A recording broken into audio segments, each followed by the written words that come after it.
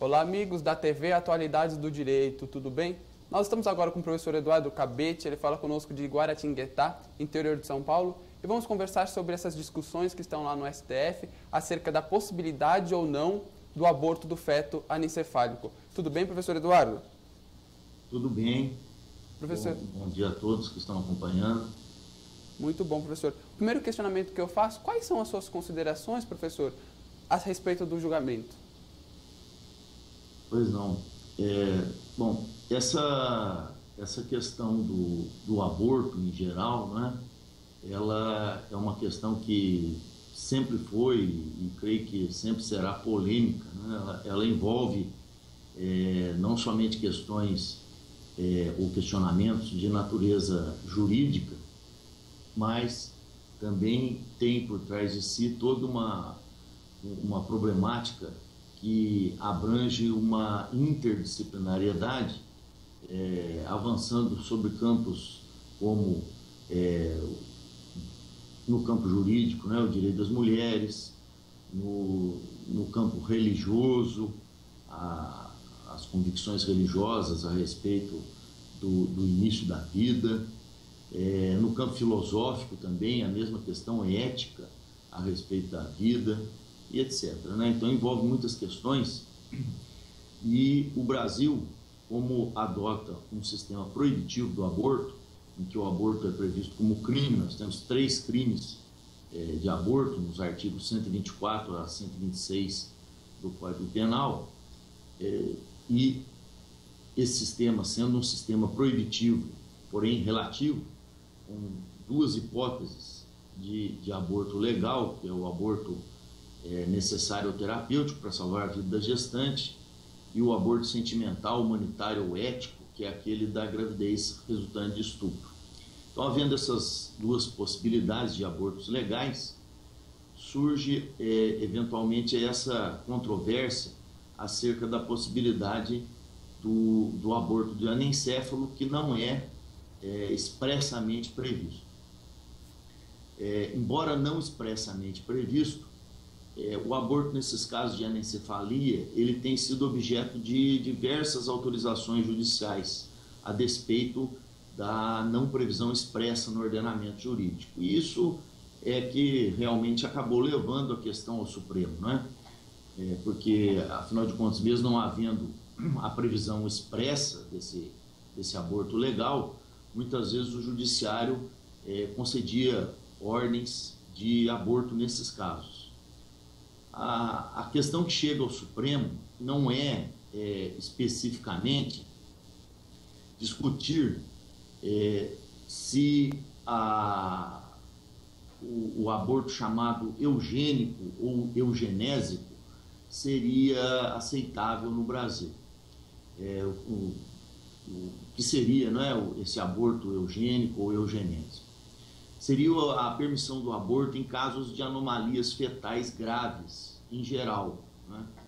O que é um tanto quanto perigoso, inclusive até pela origem, né, pelas origens da eugenia, que são origens assim bem pouco recomendáveis, como historicamente a gente pode lembrar os exemplos do nacionalsocialismo alemão, as primeiras pesquisas sobre eugenia que surgem nos Estados Unidos, que visam claramente uma busca de purificação de raça, que, por incrível que pareça, né, por ironia histórica, iniciou essas pesquisas nos Estados Unidos e depois isso foi um dos fundamentos científicos do nazismo. Então a eugenia em si, ela é realmente um tanto quanto perigosa. Mas no caso do aborto dos fetos anencefálicos, a questão ela toma um outro rumo. Nós sabemos que para que haja uma previsão de um tipo penal, é necessário modernamente que se obedeça ao chamado princípio da lesividade. E esse princípio da lesividade, ele exige, para que um crime ele seja legítimo, né, em sua previsão legal, que ele proteja algum bem jurídico. Então, para que um crime seja previsto e para que um tipo penal previsto possa ser infringido e aplicado uma pena, é imprescindível no direito penal moderno que haja, então, em jogo ali uma lesão ou, ao menos, um perigo de lesão a um bem jurídico tutelado. No caso do aborto, existe, obviamente, um bem jurídico tutelado, que é a vida intrauterina, né? É a vida humana, só que na sua fase intrauterina. A questão que se leva à discussão no Supremo, e é o que se tem focado, é se realmente, não se o aborto de fetos anencefálicos pode ser admitido sob um ponto de vista seletivo, né? É um feto defeituoso, então vamos selecionar e vamos destruí-lo. Não é esse o enfoque da questão, tem sido dado, né, pelo menos. O enfoque é o seguinte: será que um feto anencefálico, como diz a etimologia da palavra, né? Anencefálico, você traduzindo-se etimologicamente, diria que é sem cérebro. Então, um feto sem cérebro, sem atividade cerebral, ele seria realmente uma vida intrauterina? Ou seja, haveria ali bem jurídico a ser tutelado, né?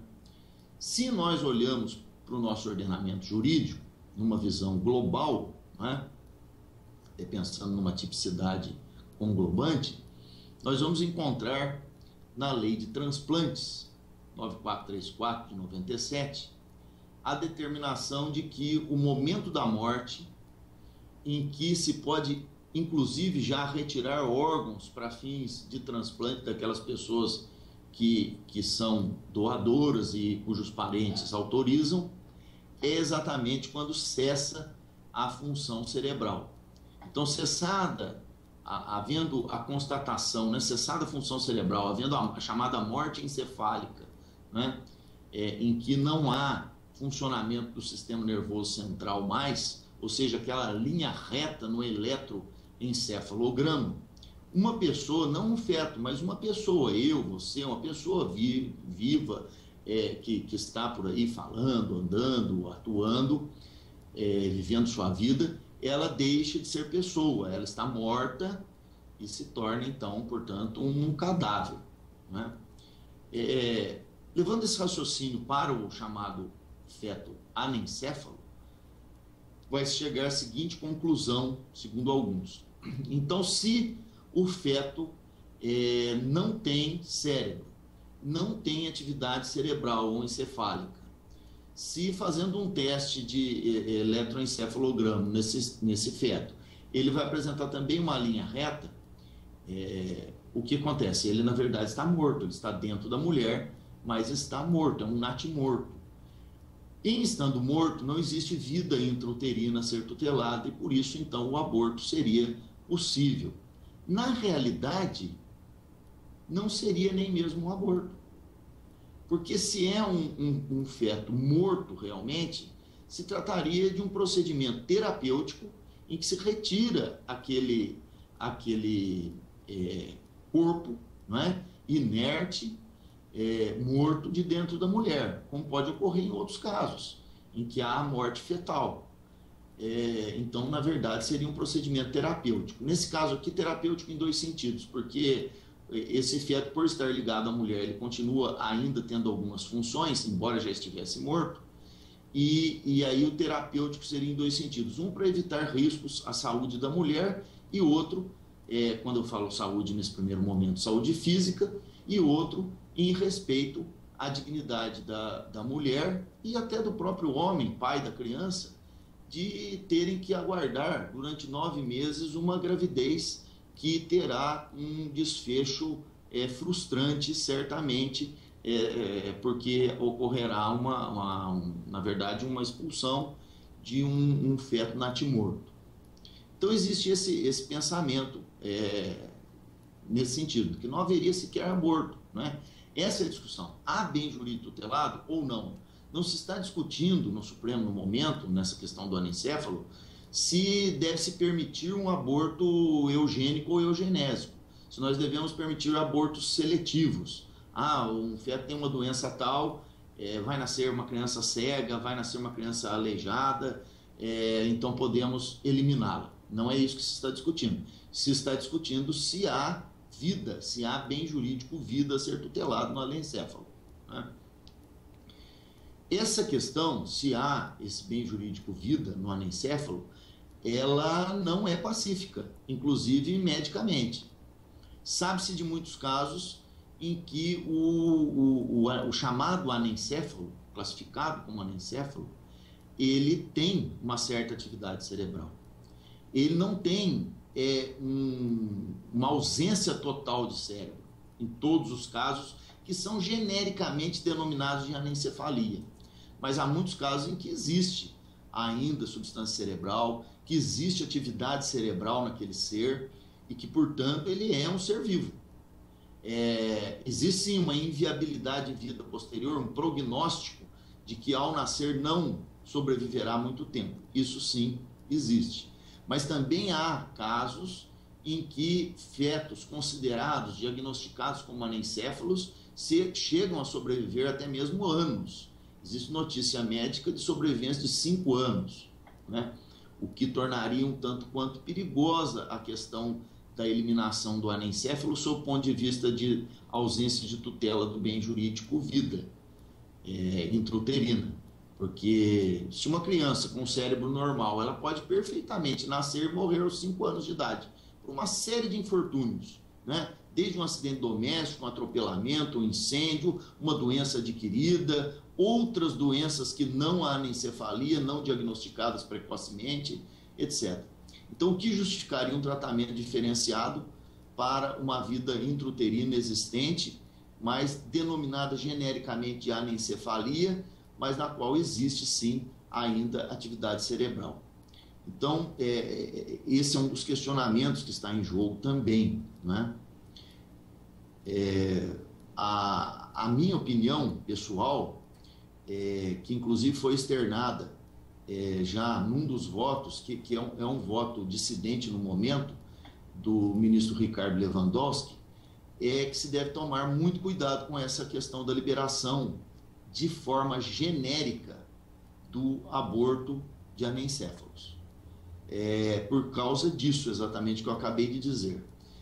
A anencefalia, ela não é sempre de mesmo grau. Existem graus de anencefalia, existem situações diversas que todas elas são chamadas de anencefalia, né? Falando assim grosseiramente, qualquer doença é mais ou menos assim parecida, né? Se você tudo chama gripe, mas uma pessoa tem uma gripe e fica de cama, a outra não, a outra consegue trabalhar normalmente, né? E assim por diante. Isso acontece com uma série de doenças, né? Existem graus, e a anencefalia não é diferente. Ela tem esse nome genérico que dá uma impressão, passa uma falsa impressão de que sempre não há atividade cerebral nenhuma, e então eu creio que o Supremo deveria tomar um pouco mais de cuidado na análise dessa questão, ao liberar, como parece ser a tendência, do aborto de anencéfalo, que o caso concreto em que para que possa haver liberação do aborto, ele seja analisado e se constate realmente, no sentido da palavra, a anencefalia mesmo, uma falência total da atividade cerebral, em que aquela criança, suposta criança, futura criança que estava dentro da mulher, realmente, na realidade, ela está morta. Então não é o caso de se autorizar aborto, não se está nem tratando de aborto nessa questão. Se está tratando de um procedimento terapêutico, de retirada de um corpo inerme, não é, morto, de dentro do óvulo materno. Isso é, obviamente, a coisa mais correta a ser feita nesse caso.